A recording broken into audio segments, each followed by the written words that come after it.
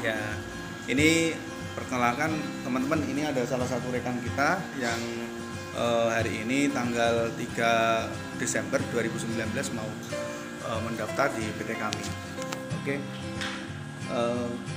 Mau tujuan kemana Mbak hari ini? Ke Taiwan ya. Umur berapa? Umur 23. 23. Sudah menikah belum? Belum. Apa sih alasannya kok mau ke luar negeri? Untuk ekonomi Orang tua mau buat masa depan, ngomong belum menikah gitu ya. Sebelumnya kerja di mana?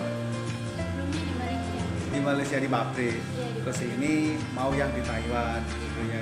Yang job asisten rumah tangga ya tentunya. Oke. Terus kenapa kok mau ke luar negeri? Di sini kan seusia kamu kan masih banyak peluang pekerjaan, andai kata mau mendaftar. Kenapa kok milih ke Taiwan?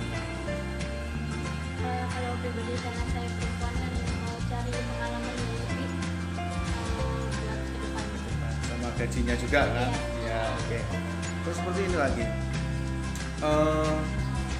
Kamu dapat informasi lowongan kerja ke luar negeri itu dari mana? Dari Facebook. Dari Facebook ya. Dari Facebook ya. Terus gini, ini mungkin sesuatu yang alami yang mungkin juga akan dirasakan oleh teman-teman kita yang mau bergabung. Itu kan ada keraguan.